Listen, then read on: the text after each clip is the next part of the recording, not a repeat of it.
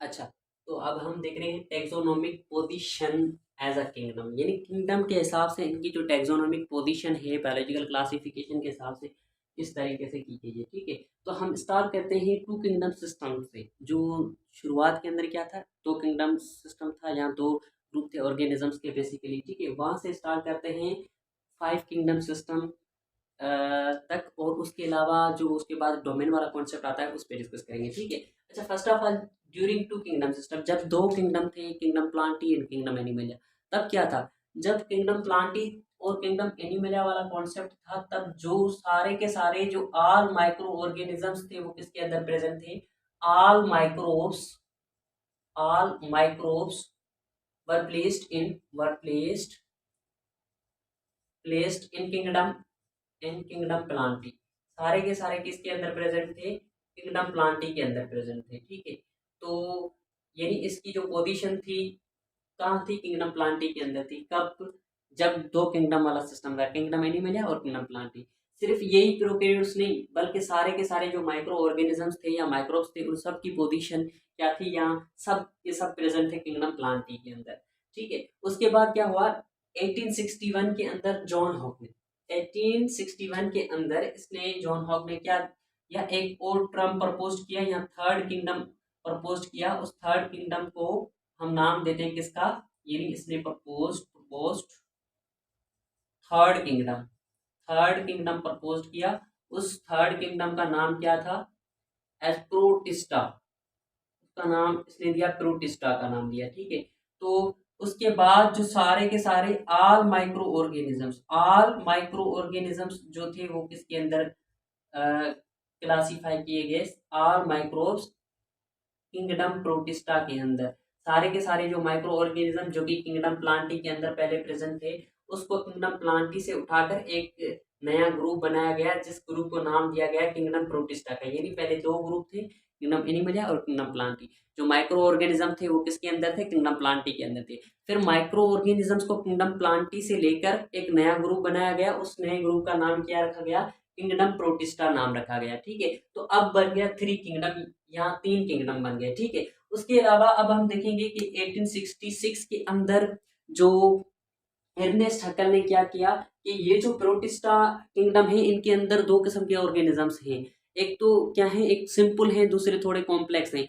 Simple और complex का मतलब क्या है कि एक प्रोकैरियोटिक, यूकैरियोटिक है। हालांकि अभी तक प्रोकैरियोटिक और यूकैरियोटिक के अंदर डिफरेंस पता नहीं चला है, डिफरेंस बाद में पता चला है। डिफरेंस बाद में बताया हमें एडवर्ड चेटन ने, कब बताया है, 1937 के अंदर। 1937 का जो टाइम पीरियड है, इसके दौरान 19 1937 के अंदर जो एडवर्ड चेटन है उसने क्या बताया है, उसने डिफरेंस बताया किसका, यूकैरियोटिक और प्रोकैरियोटिक का डिफरेंस बताया है। कि एक जो ऑर्गेनिजम्स होते हैं वो यूकैरियोटिक होते हैं, और दूसरे जो ऑर्गेनिजम्स होते हैं वो क्या होते हैं, प्रोकैरियोटिक होते हैं। यानी यूकैरियोटिक ऑर्गेनिज्म और प्रोकैरियोटिक ऑर्गेनिजम्स के अंदर डिफरेंस बताया है। ठीक है, लेकिन इससे पहले एर्नेस्ट हक्कल ने क्या किया, कि जो बैक्टीरिया और साइनोबैक्टीरिया थे उसको एक अलग ग्रुप का नाम दिया। यानी किंगडम सेम ही रहेगा, किंगडम प्रोटिस्टा ही था। इस प्रोटिस्टा किंगडम के अंदर इसने एक ग्रुप बनाया, क्या बनाया, एक ग्रुप बनाया। उस ग्रुप को इन्होंने नाम दिया मोनेरा का। इसने नाम किसका दिया, मोनेरा का। यानी proposed or give a group as Monera for bacteria के लिए एक ग्रुप बनाया जिसका नाम क्या रखा, मोनेरा रखा। With in protista, protista kingdom के अंदर, यानी किंगडम एक बड़ा ग्रुप है, उसके अंदर इसने छोटा सा ग्रुप बनाया, जिस छोटे सी कैटेगरी को नाम क्या दिया, उस कैटेगरी को इसने नाम दिया मोनेरा का। मोनेरा वर्ड इसने किस लिए यूज किया था, बैक्टीरिया के लिए ये वर्ड यूज किया था। ठीक है, तो एक छोटा सा ग्रुप बना लिया। अभी तक ये तीन किंगडम ही हैं। ठीक है, उसके बाद 1937 के अंदर एडवर्ड चेटन ने जो माइक्रोस्कोप के बुनियाद पे बताया कि ऑर्गेनिजम्स के अंदर जो सेल है वो दो टाइप के हैं, एक तो यूकैरियोटिक सेल होते हैं, एक क्या होते हैं, प्रोकैरियोटिक सेल होते हैं। तो उसके हिसाब से अब जो किंगडम प्रोटिस्टा था, अब किंगडम प्रोटिस्टा को दो ग्रुप के अंदर डिवाइड किया गया है। इस किंगडम प्रोटिस्टा के अंदर जो भी ऑर्गेनिजम्स हैं उसको दो हिस्सों के अंदर डिवाइड किया गया है। एक को कहा गया कि एक क्या है, लोअर प्रोटिस्टा है, क्या है, एक लोअर प्रोटिस्टा है और एक क्या है, हायर प्रोटिस्टा है। लोअर और हायर प्रोटिस्टा के अंदर डिवाइड किया गया है, ठीक है। अच्छा, बाद में लोअर प्रोटिस्टा को फिर से जो कोपलेन था उसने नाम क्या दिया था, लोअर प्रोटिस्टा को नाम दिया था मोनेरा का, या उस लोअर प्रोटिस्टा को हायर प्रोटिस्टा से अलग किया था।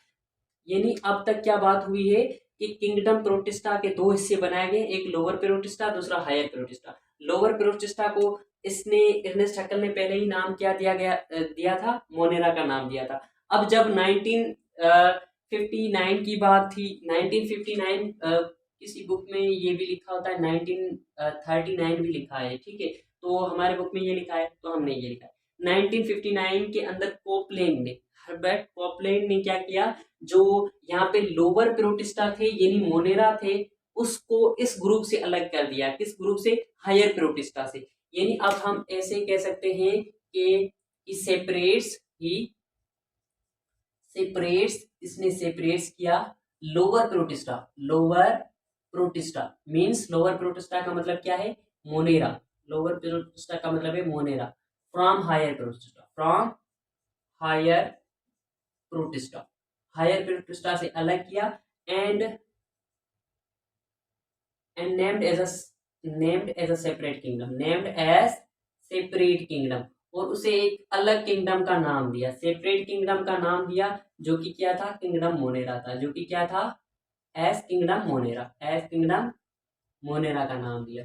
यानी हायर प्रोटिस्टा और लोअर प्रोटिस्टा साथ थे, अब इसने लोअर प्रोटिस्टा को हायर प्रोटिस्टा से अलग करके एक नाम दिया है किंगडम मोनेरा का।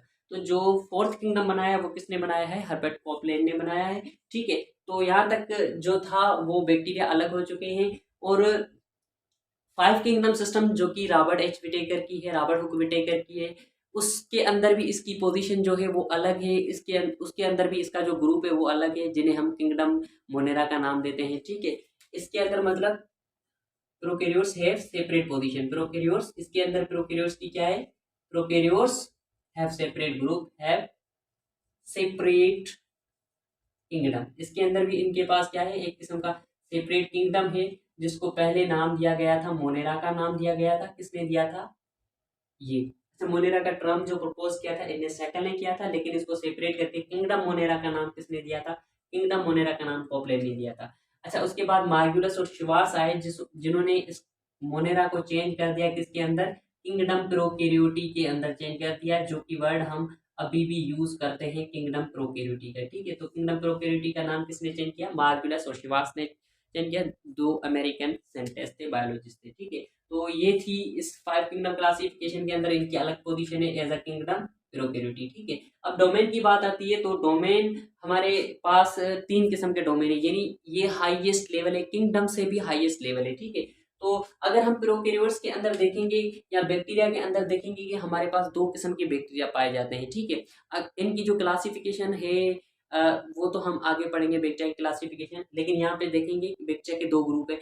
एक ऐसे बैक्टीरिया है जो कि क्या है, मॉडर्न है, जिन्हें हम क्या कहते हैं, ट्रू बैक्टीरिया कहते हैं, ठीक है, या यू बैक्टीरिया कहते हैं। एक ऐसे बैक्टीरिया जो कि एंशियंट हैं या उनके अंदर एंशियंट कैरेक्टर प्रेजेंट है, तो उन्हें हम क्या कहते हैं, ओल्ड बैक्टीरिया या आर्ची बैक्टीरिया कहते हैं, ठीक है। तो हमारे पास इस हिसाब से तीन डोमेन बनते हैं। कितने बनते हैं, टोटल तीन डोमेन है। एक डोमेन का हम नाम देते हैं किसका, एक डोमेन को हम कहते हैं यूकेरिया, यूकेरिया का नाम देते हैं।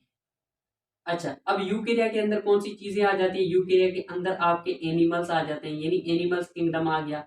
उसके अलावा आपके जो प्लांट्स हैं वो सारे यूकेरिया के अंदर आ जाते हैं। उसके अलावा फंजाई जो है, वो फंजाई भी किसके अंदर आ जाती है, फंजाई भी यूकेरिया के अंदर आ जाती है। उसके अलावा किंगडम प्रोटेक्टिस्टा जो हैं वो भी किसके अंदर आ जाते हैं, वो भी इसके अंदर आ जाते हैं, क्योंकि ये सारे के सारे जो हैं वो किसके बने हैं, वो यूकेरियोटिक सेल के बने हैं। यूकेरियोटिक सेल के जो भी बने हैं वो किस किंगडम के, किस डोमेन के अंदर आएंगे, वो किंगडम या डोमेन यूकेरिया के अंदर आएंगे। ऐसे ऑर्गेनिज्म जो कि यूकेरियोटिक सेल के बने हों वो किसके अंदर आएंगे, यूकेरिया डोमेन के अंदर आएंगे। और दूसरे दो डोमेन हैं जो कि बैक्टीरिया के बने हैं या प्रोकैरियोटिक किंगडम के बने हैं। एक को हम क्या कहते हैं, यू बैक्टीरिया। यू बैक्टीरिया का मतलब क्या है, यू बैक्टीरिया का मतलब है ये ट्रू बैक्टीरिया, यानी एक ये डोमेन हो गया, दूसरा ये डोमेन हो गया। इसके अंदर क्या होंगे, ट्रू बैक्टीरिया होंगे, ट्रू बैक्टीरिया, ठीक है। यहाँ हम इसे मॉडर्न बैक्टीरिया का भी नाम देते हैं। और तीसरा जो है वो क्या है, वो है आर्ची बैक्टीरिया का group, archaebacteria. Archaebacteria का मतलब क्या है, आर्ची बैक्टीरिया का मतलब है ओल्ड बैक्टीरिया, यानी एंशिएंट बैक्टीरिया। इसे हम क्या कहते हैं, these are the ancient bacteria. ये एंशिएंट बैक्टीरिया है या ओल्ड बैक्टीरिया का ग्रुप है, तो हम इसे ये नाम देते हैं। तो हमारे पास 3 डोमेन बन गए, एक यूकेरिया जो कि यूकेरियोटिक सेल के बने हों, दूसरे जो है प्रोकैरियोटिक के बने हों, उसके 2 ग्रुप है, यू बैक्टीरिया जो कि ट्रू बैक्टीरिया है, और दूसरे आर्ची बैक्टीरिया जो कि ओल्ड बैक्टीरिया है, ठीक है। तो डोमेन के हिसाब से इनकी जो पोजीशन होगी वो ये वाली पोजीशन हो गई। अच्छा, अब हम जो डिस्कस करेंगे इसके बाद जो नेक्स्ट है वो है बैक्टीरिया की जो है स्ट्रक्चर है, उस स्ट्रक्चर को डिटेल के अंदर डिस्कस करेंगे, डिफरेंट जो बैक्टीरिया के पार्ट है उसको डिस्कस करेंगे। तो नेक्स्ट पार्ट के अंदर वो